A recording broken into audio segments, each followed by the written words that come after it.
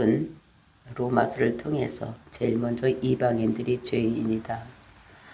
그리고 이제 2장에서도 유대인들이 죄인이다. 이렇게 했습니다. 유대인들이 가만히 듣고 보니까 자기들도 죄인이라고 하니까 그러면은 그러니까 그들이 항변을 하는 것입니다. 그러면 우리가 이방인들보다 난 것이 없냐? 그러니까 범사에 많다. 그리고 최고로 좋은 것이 무엇이냐, 나은 것이 무엇인가 하면 하나님의 말씀을 맡은 것이다 라고 사도 바울이 얘기를 하면서, 말씀을 맡은 것이 나은데, 그런데 말씀을 맡았으면 말씀대로 살아야 되는데 말씀대로 살지 않았기 때문에 너희들은 똑같이 이방이나 똑같이 죄인이다 라고 말을 하고 있는 것입니다. 그러면 좋다. 그러면 우리가 불의하냐? 불의하다면 하나님의 의를 더 나타내서 진짜 하나님이 하나님임을 내가 우리 유대인들이 나타나 줬으니까 그러면은 하나님께서 우리에게 상 줘야지 우리를 벌하면 되겠냐. 이렇게 얘기를 하고 항변을 하는 것을 볼 수가 있습니다. 그런데 왜 그 사람들이 그렇게 너희들이 불의하다 그러면 그렇습니까? 우리가 진짜로 율법을 맡았는데 율법을 대로 살지 못한 것이 참 잘 못했군요. 우리가 회개합니다. 이래야 되는데 왜 그렇게 삐뚤어진 그런 항변을 하는가? 그것은 완전히 죄로 썩었기 때문에, 썩은 인생이기 때문에 하나님께 항변을 하는 이런 것들을 볼 수가 있는 것입니다. 그러면서 그럼 유대인들과 이방인만 죄인인가? 나와 로마서에 편지를 하면서 로마 사람 믿는 사람들은 어떤가? 다 똑같다는 것입니다. 나도 너도 이 세상의 모든 사람들은 다 죄인이다 라고 얘기를 하는 것을 우리가, 그래서 의인은 없나니 하나도 없다라고 3장 10절에서 못을 박았습니다. 그리고 이제 오늘 이어지는 본문의 말씀에서는 그 복음이 복음되게 하기 위해서 이제 죄인을 얘기하는 것을 토대로 해서 이제 복음에 대해서 말을 하고 있는 것입니다. 그러면서 이제 복음이 정말로 우리에게 어떤 유익을 주는 것인가, 이런 얘기를 하는 것입니다. 그 이신칭의 또 이신득구를 얘기하는 것이 오늘 본문의 말씀인데, 이신칭이라는 것은 믿음으로 너희들을 의롭게 보아준다. 그러니까 그렇게 칭해준다는 것입니다. 진짜 의인이 아니라 의인이라고 칭해주겠다. 이것이 이신칭의, 즉 예수를 그리스도라고 믿으면. 그리고 이신득구는 그 예수를 그리스도라고 믿으면 너희들이 구원을 얻는다. 그래서 이신칭의 이신득구는 똑같은 말인 것을 들으면서, 그렇게 우리가 복음을 믿었을 때, 예수는 그리스도라고 믿었을 때 우리가 하나님께서 우리를 이신칭의 이신득구 이런 거를 말씀하고 있는 것이 오늘 본문의 말씀입니다. 그래서 이제 이것이 핵심이 22절, 우리가 예수를 그리스도라고 믿으면 우리는 구원받는다. 이렇게 말씀하는 것이 오늘 본문의 말씀이고, 이 본문의 말씀을 듣고 이제 우리가 내일 볼 것은 이제 그것에 대해서 유대인들이 3가지 질문하는 것을 내일 볼 것입니다.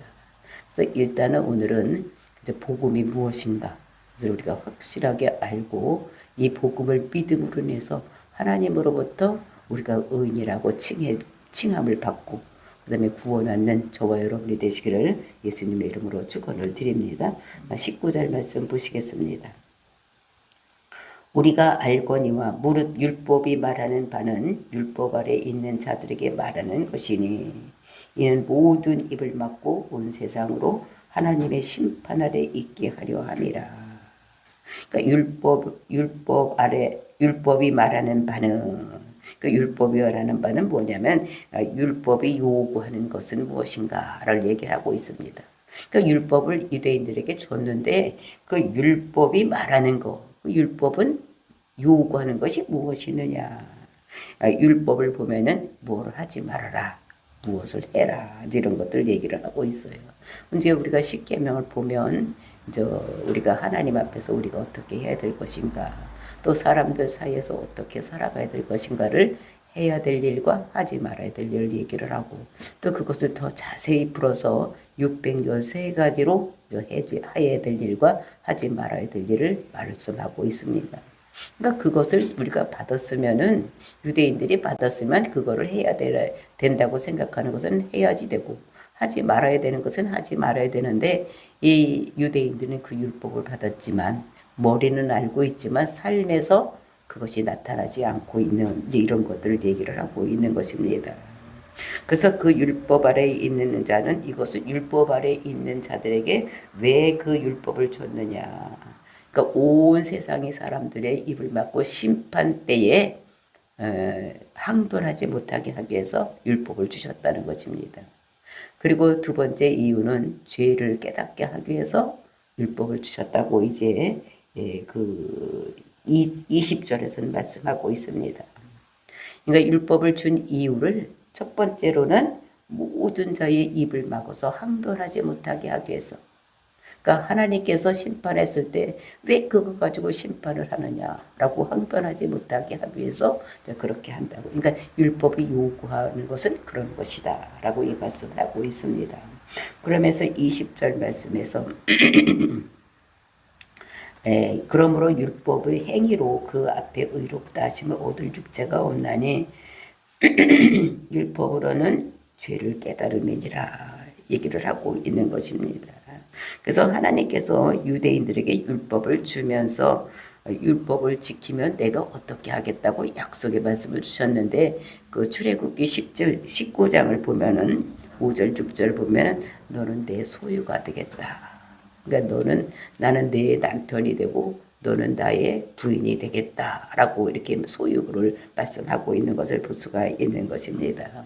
그리고 너희 나라는 제사장 나라가 되겠다. 그리고 너희들은 거룩한 백성이 되겠다라고 말씀을 하고 있는 것입니다. 그러니까 이제 그 율법을 주면서 이것을 잘 지켜서 행하면 너는 내 소유가 되고, 그리고 너는 그 제사장 나라가 되고 거룩한 백성이 되겠다고 약속의 말씀을 주셨습니다. 그래서 이스라엘 백성들이 그 율법을 받음으로 인해서 선민사상, 다른 민족은 그렇게 하나님으로부터 직접 부름을 받은 나라가 없습니다. 근데 유대인들은 그렇게 하나님으로부터 직접 받고 율법을 받았음으로 인해서 선민사상에 쩔여서 살고 있는 자들이 유대인인 것을 우리가 볼 수가 있는 것입니다. 그래서 이렇게 거룩한 백성이 된다, 이제 구원을 받는다, 이렇게 말씀하고 있는 것을 볼 수가 있고, 레위기 18장 5절을 보면은 너희는 내 규례와 법도를 지키라. 사람이 일을 행하면 그로 말미암아 살리라. 그 살리라는 것이 무엇이냐? 이거는 구원받는다, 영생한다, 이제 이런 것을 말씀하고 있는데 동의한 거예요. 살리라, 이것을 영생한다, 구원받는다, 이런 것 동의한 것을 보면서 우리가 율법을 지킴으로 인해서 우리가 죽음으로 가고 있는 우리들에게 하나님이 우리를 살리신다는 그 율법을 얘기를 하고 있는 것을 볼 수가 있는 것입니다. 그래서 근데 율법을 하나님께서 그럼 다 지키라고 주셨느냐? 하나님은 우리의 생각과 우리의 모든 체질을 다 알고 계시는 분이십니다. 그러니까 하나님께서는 우리를 다 알고 계시는 거예요. 우리가 율법을 줘도 지키지 못할 것을 하나님께서는 아시면서도 율법을 주신 것을 볼 수가 있는 것입니다. 그런데 왜 이렇게 율법을 주셨느냐? 입을 막기 위해서, 심판 때에 항변하는 것을 막기 위해서 하나님께서 그들에게 율법을 주고 그 다음에 죄를 깨달으라고 율법을 주신 것이다. 근데 이 유대인들은 그것을 알지 못하고 자기들이 그것을 받은 것을 통해서 자기들은 다 지킨다고 이렇게 생각을 했던 이런 것들을 볼 수가 있는 것입니다. 하나님, 근데 그것을 왜 못 지키느냐? 모든 사람들이 다 부패했기 때문에 그것을 지킬 수가 없는데 20절 말씀입니다. 그러므로 율법의 행위는 그의 앞에 의롭다 하심을 얻을 육체가 없나니 율법으로는 죄를 깨달음이니라. 하나님께서 이스라엘 백성에게 율법을 주면서 다 지키면 너희들에게 생명 주고 구원 주고 영생을 주겠다. 이렇게 하는데 그들이 그것을 지키지 못하는 이런 것들을 볼 수가 있는데 그들이 어떻게 못 지켰느냐. 많이 세월 지키다가 또 얼마 동안은 지키다가 못 지켰느냐. 그래서 그 율법을 받은 것이 어디냐면 시내산에서 받았습니다. 그 출애굽한 50일 후에 시내산에서 율법을 받았는데 그 율법을 받자마자 그 율법은 어떻게 너는 나의 소유가 되고 그 소유가 된다는 것은 이것이 그 율법의 시내산에서 율법 받은 것은 결혼식하는 장면이라고 생각하면 됩니다. 그러니까 내 소유가 되겠다. 내 아내가 되겠다. 이렇게 얘기를 하는데 근데 그 결혼식하는 그 당시에 그때에 그 유대인들이 어떻게 되면 금송아지를 만들어서 금송아지를 섬기는 이런 모습을 볼 수가 있는 것입니다. 그러면서 그 금송아지 만들어 놓고 네가 나를 인도하는 신이다라고 했던 이런 것들을 보면서 그러니까 이 사람들이 우상 숭배를 했던 이런 모습을 볼 수가 있는 것입니다. 그러면서 그러니까 신명기 9장에 보면 정말로 이렇게 속히 떠날 줄을 몰랐다. 그러니까 약속을 막 체결하는데 이스라엘 백성들은 우상을 만들어 놓고 하나님을 섬기는 것보다 하나님이 자기들을 출애굽했는데도 불구하고 우상 소를 만들어 놓고 출애굽을 시킨 것은 너다. 당신이다라고 섬기는 이런 모습을 볼 수가 있는 것입니다. 그러니까 모세가 죽기 전에 설교한 것이 신명기인데 세 편의 설교를 한 것인데 거기에서 신신당부를 하는 거예요. 너희들은 가나안 땅에 들어가거든 절대로 가나안 사람들이 섬기는 신을 섬기지 말고 하나님만 섬겨야 된다. 그러니까 지금까지 보면서 모세가 이스라엘 백성들의 심정을 잘 알고 있는 거예요. 40년간 그 하나님만 섬기게 되는 그 사람들이 하나님 섬기지 않았기 때문에 그걸로 팽팽이를 쳤는데 이 사람들이 이제 자기는 거기서 죽고 여호수아를 통해서 이제 가나안 땅에 들어가게 되면 분명히 얘들이 또 다른 우상을 섬기고 이렇게 갔으니까 그것을 신신당부하는 이런 모습. 그래서 절대로 우상을 섬기지 말아라. 이렇게 모압에서 긴 설교를 하는 것이 신명기인 것을 볼 수가 있는 것입니다. 그래서 그때 시내산에서만 약속을 주는 것이 아니라 또 이제 우리가 여호수아를 읽어보면 여호수아가 들어가서 땅을 차지하고 그 자기가 나이가 많아서 늙어서 죽게 되었을 때 그 사람들을 모아놓고 또 당부를 하는 것이 있습니다. 나와 내 집은 여호와만 섬기겠다. 너희들은 어떻게 할 것이냐. 그렇게 이제 당부를 하고 그랬을 때 여호와만 섬기겠다. 이제 이렇게 얘기를 하고 있는 것을 볼 수가 있습니다. 그러니까 너희가 여호와를 버리면 너희들의 재앙이 내리고 잘못될 것이니까 너희들 여호와만 잘 섬겨라. 이제 이렇게 얘기를 하고 있는 것을 볼 수가 있습니다. 그랬을 때 우리가 여호와만 잘 섬기겠다고 여호수아에게 얘기하는 것을 볼 수가 있습니다. 또 그것만이 아니라 또 이제 세겜에서 이제 세겜 언약을 세우는 이런 것들을 볼 수가 있고, 그 다음에 사무엘 시대에 와서도 또 미스바에서 또 언약을 세우는 똑같은 언약이지만 백성이 바뀔 때마다 그 사람들의 마음을 상기하기 위해서 하나님만 섬기라고 언약을 주는 이런 것들을 볼 수가 있는 것입니다. 근데 이스라엘 역사를 보면 이렇게 못지게 그리고 사사 시대에 와서도 어떻게 됩니까? 그렇게 하나님을 섬겨야 되는 백성들이 하나님을 섬기지 않으니까 여호시아가 죽고 난 다음에 바로 이제 어떻게 보면 우상 섬겨서 그 사사 시대의 그 500년 동안을 어떻게 됩니까? 힘들고 어렵게 되는. 또 왕정 시대도 500년을 가도 또 마찬가지예요. 하나님만 섬겨야 되는데 하나님을 섬기지 않으니까 아수르는 그 북이스라엘은 아수르에서 모든 남자들은 다 끌려가서 이방인에게 흩어뿌려지게 되고, 그래서 거기에서는 민족이 말살 정책에 의해서 북이스라엘은 그 이스라엘 그 종족을 보존하지 못하는 이런 모습을 볼 수가 있습니다.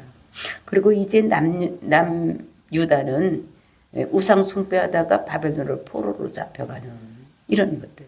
그러니까 그렇게 우상 숭배하지 말라고 그렇게 언약을 주고 이렇게 했지만 그것을 지키지 못하는 이런 것들을 볼 수가 있는 것입니다.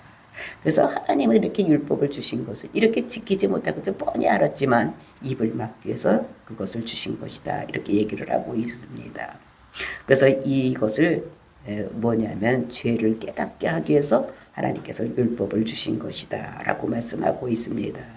그래서 하나님께서는 구약에서 율법과 복음을 주셨던 것을 볼 수가 있는데 우리가 생각하기에는 율법을 먼저 주시고 복음을 주신 것이다 생각하지만 하나님께서는 그들에게 복음을 먼저 주셨습니다. 3장 15절에서 복음을 주셨어.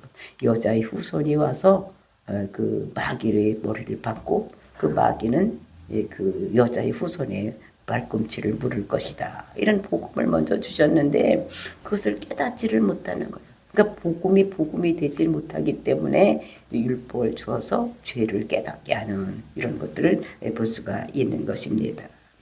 그랬을 때에 이제 이 사람들이 율법을 1500년 동안이나 지키지 못하는 이제 이런 것들을 우리가 볼 수가 있고 이제 그래서 이제 복음이 창세기 3장 15절에 주어졌지만 그것이 지키지 못하고 그 다음에 창세기 49장 10절에 보면 유다의 후손에서 이제 메시아가 샬롬왕이 태어날 것이라고 예언을 했고 그 다음에 창세기 12장에서 어떻게 됐냐 그 아브라함에게 나타나서 그 세 가지 언약을 주시면서 그들을 이끌어가고 있는 이런 모습을 볼 수가 있습니다.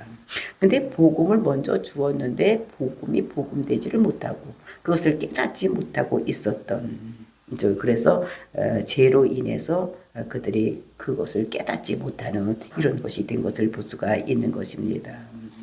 왜냐하면 그것은 법이 없으면 그 자기가 죄인지를 모르는 거예요. 그러니까 신호등이 없으면 교통법이 없으면 그냥 아무 때나 지나가도 자기가 죄인지를 깨닫지 못하는 것 같지. 그러니까 법이 주어져야지만 빨간 불에는 가지 말고 파란 불에만 가라. 이렇게 했을 때 내가 빨간 불을 어기고 가지 말라는 걸 어기고 갔을 때 그것이 내가 죄인 것을 깨닫는 것 같지. 그 원래의 그 율법을 주신 것은 죄를 깨닫게 하기 위해서 주신 것이다 라는 것을 우리들에게 말씀하고 있는 것입니다. 그래서 하나님께서는 이 율법을 지키면 너희들에게 복 주게 했지만 그들이 그것을 깨닫지 못하고 그리고 이제 했기 때문에 하나님께서 그들에게 율법을 주신 것은 죄를 깨닫게 하기도 주신 것이다. 그러면서 이제 21절입니다. 이제는 율법 외에 하나님의 한 의가 나타났으니 율법과 선지자들에게 증거를 받은 것이다. 근데 우리나라 성경에는 그냥 이제는 이랬지만 그 앞에 히브리 성경에는 그러나 이런 말이 있는 것입니다. 그러나 이제는 율법 외에 하나님의 한 의가 나타났으니 그러니까 이제는 언제냐 이것이 그 전환점을 얘기를 하는 것입니다. 그러니까 율법을 먼저 줘서 그 사람들이 죄를 깨닫고 또 모든 사람의 심판 아래에 있을 때에 입을 막혀서 이렇게 줬지만 근데 이제는 그것이 구약이 끝나고 이제는 어떻게 되느냐 전환점이 되는 거예요. 율법과 외에 상관없는 하나님의 한 의가 나타난다고 말씀을 하고 있는 것입니다. 근데 이전과는 전혀 다른 한 의가 나타난다는 것을 얘기를 하고 있는 것입니다. 왜냐하면 율법에 의해서 지금 모든 백성들이 정죄받을 수밖에 없는 다 죽음으로 가고 지옥으로 갈 수밖에 없는 이런 상태에 놓여 있기 때문에 복음이 이 땅에 오신 복음을 이 땅에 보내주신 거. 그 복음이라는 것은 누구를 얘기를 하느냐. 그건 뭐냐? 복된 소식, 유한겔리온 이러면 안 된다 그랬어. 이제 복음은 누구냐? 예수님이시다. 그러니까 예수님이 율법을 지키지 못한 사람들에게 하나님 백성으로 만들기 위해서 이 땅에 예수님을 보내주신 것이다. 그러니까 옛날에는 율법을 지켜야지만 의인이 됐는데 이제는 그와 반대로 어떻게 되느냐. 한 의가 나타났다. 다른 옛날에는 의가 율법을 지키면 의인이 되는데 그런 것이 아니라 한 의가 나타난 것을 얘기를 하고 있습니다. 그러니까 예수 그리스도를 믿음으로 인해서 의가 의롭게 되는 이런 것이 나타난 그러니까 변화가 된 것, 대전환이 일어나는 것을 볼 수가 있는 것입니다. 그러니까 옛날에는 그러니까 율법을 잘 지켜야 되는 거예요. 뭐 하지 말으면 하지 말고 해라려면 해야지 되고 이래야지 의인이었는데 이제는 그거와 정반대로 대전환이 일어나서 예수를 그리스도라고 믿으면 하나님께서 의인이라고 칭해준다고 말씀하고 있는 것을 볼 수가 있는 것입니다. 그래서 새로운 상태로 시작이 되는 거예요. 그래서 이제 구약과 신약이 그래서 갈라지는 이런 것인 것을 우리에게 말씀하고 있는 것입니다. 그러니까 율법과 상관없이 하나님의 한 의가 나타난다. 그러니까 옛날에는 율법을 지켜야지만 의인이 됐는데 이제 그거 말고 전환점에 일어나서 한 의가 이 세상에 나타나는 그러니까 예수님께서 이 세상에 오시는 이런 모습인 것입니다. 그래서 하나님께서 이 세상의 모든 죄를 사하시려고 우리 인간과 똑같은 몸을 입고 이 땅에 오신 거예요. 그러니까 우리가 아담이 범죄함으로 영적으로 죽었기 때문에 그 아담의 후예인 우리는 하나님의 음성을 들을 수가 없는 거예요. 영적인 존재가 없어졌기 때문에 영이 죽었기 때문에 육만 살아있기 때문에 하나님의 음성을 들을 수가 없는 것입니다. 그래서 우리들에게 아무리 그렇게 하면 안 된다고 얘기를 해도 우리가 듣지 못하기 때문에 우리 인간과 똑같은 사람의 모양을 입고 육신의 모습, 육신을 입고 이 땅에 오셔서 그러니까 하나님께서 육신을 입고 이 땅에 오신 분이 예수님이십니다. 왜냐하면 우리에게 말하려고 어떤 하나님의 뜻이 무엇인지 말을 하려고 사랑을 표현하려고 이 땅에 오신 분이 예수님이신 거예요. 그래서 우리는 육적인 존재 그리고 하나님은 영적인 분이십니다. 그러니까 영과 육이 어떻게 이게 교류를 할 수가 없는 거예요. 말을 할 수가 없는 거예요. 그러니까 중간에 예수님이 쓰셔서 어떻게 되느냐. 영이시면서 육을 가지고 있고 그러니까 영적인 하나님께서 하나님의 뜻을 알아서 그것을 가지고 와서 육적인 사람에게 육신을 가지고 말을 하는 것입니다. 그러니까 중간 역할을 하는 거예요. 그러니까 중매인의 역할을 하는 것이죠. 그러니까 남자와 여자가 있을 때 중간에 중매인이 남자의 사정을 여자한테 가서 얘기하고 여자의 사정을 남자한테 가서 얘기해서 중간에서 둘이 화합할 수 있도록 하는 것 같이 예수님께서 그런 역할을 하는 중매인의 역할을 하는 이런 것을 볼 수가 있는 것입니다. 그래서 이제 근데 그분이 예수님이 하나님이 이 땅에 우리와 똑같은 몸을 입고 이 땅에 오셨는데 근데 그게 그냥 아무 때나 쑥 오면 되느냐. 많은 사람들이 똑같이 나타날 것 같으니까 구약의 증거를 받았다라고 그러니까 선지자들에게 증거를 받은 것이 율법과 선지자들의 증거를 받은 것이다 라고 말씀하고 있는 것입니다. 그러니까 율법에서 그러니까 모세오경에서 또는 선지자들의 글에서 이렇게 증거를 받은 것이다 라고 말하고 있습니다. 그러니까 구약을 한마디로 얘기를 하려면 율법이요. 그 다음에 두 마디로 얘기를 하려면 율법과 선지서요. 세 개로 얘기를 하려면 율법과 선지서와 시가서다라고 얘기를 하는 것입니다. 그러니까 율법과 그 다음에 선지서를 통해서 하나님께서 이런 사람이 이런 자가 복음이다 라고 얘기를 하고 있다는 것입니다. 그러니까 우리가 복음이 제일 먼저 창세기 3장 15절 그 다음에 창세기 49장 10절 그 다음에 그 창세기 12장에서 아브라함에게 준 복주는 이런 이야기. 그 다음에 선지서를 통해서는 어떻게 됩니까? 선지서를 통해서는 이렇다 한 선지자는 다 한마디씩 하는 거예요. 이사야를 통해서 처녀의 몸을 선하겠다. 그 다음에 그는 우리의 죄를 담당하시고 십자가 죽어서 우리의 고통과 아픔과 슬픔과 모든 병을 다 짊어지고 죽겠다. 그는 겸손하여서 스가랴서에서 예루살렘에 올라갈 때 나귀 새끼를 타고 올라갈 것이다. 그는 죄로 인해서 우리 죄를 짊어지고 죽지만 그는 하나님이기 때문에 썩지 아니하고 무덤에 장사되지만 사흘 만에 부활할 것이다. 그리고 부활하고 승천해서 올라갈 것이다. 뭐 이런 말을, 그리고 그들은 신실하기 때문에 썩지 않는다. 이제 이런 얘기를 시편에서 또는 율법에서 또는 선지자에서 다 한마디씩 다 한 거예요. 그는 베들레헴에서 태어날 것이다. 이런 얘기를, 그런 우리 죄를 짊어지고 십자가 죽을 것이다. 뭐 이런 얘기를 다 써놓은 것입니다. 그러니까 구약에서 예수님이 어떤 상태로 이 땅에 오실 것인가를, 왜?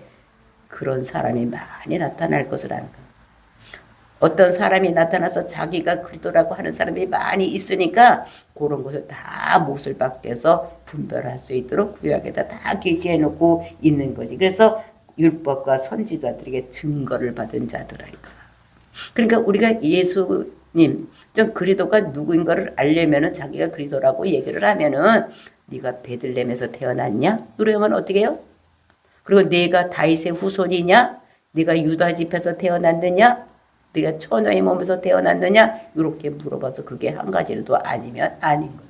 그러니까 이렇게 하나님께서는 그 복음을, 예수를 보내줄 때 율법과 선지자들에게 다 그것이 증거를 해서 내놓고 보내주셨다는 것을 말씀하고 있는 것입니다. 그렇게 율법과 선지자들의 증거를 받은 자가 누구냐? 그것이 22절 말씀인 것입니다. 곧 예수 그리스도를 믿음으로 말미암아 모든 믿는 자에게 미치는 하나님의 의인이 차별이 없느니라. 즉 율법과 선지자들에게 증거를 받은 자가 누구냐? 곧 예수라는 거. 예수는 그리스도를, 예수 그리스도라는 거예요. 그 예수는 그리스도라는 겁니다. 예수는 사람 이름입니다. 그리스도라는 것은 기름 부은 자라는 거예요. 그러니까 예수라는 이름이, 우리가 마태복음 1장 21절에 보면 뭐라고 그랬습니까?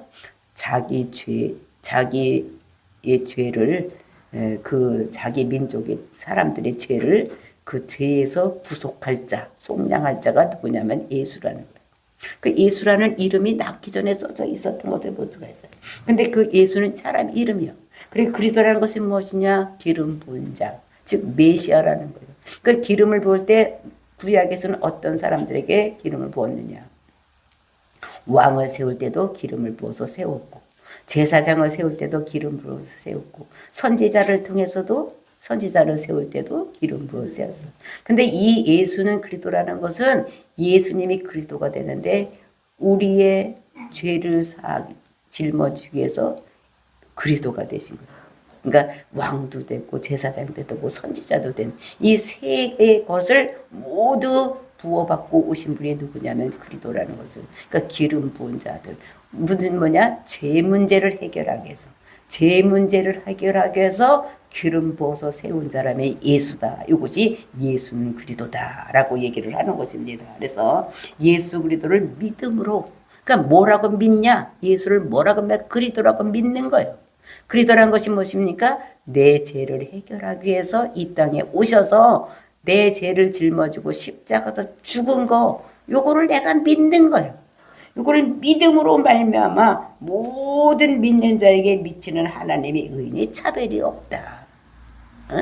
그러니까 모든 사람들이 요거를 믿으면 얼굴이 하얀 백인이든지 얼굴이 노란 황인종이든지 새까만 흑인종이든지 상관이 없는 게, 남자든지 여자든지, 그 다음에 돈이 많은 사람이든지 없는 사람이든지 어린아이나 어른이나 다 똑같이 차별이 없는 거예요.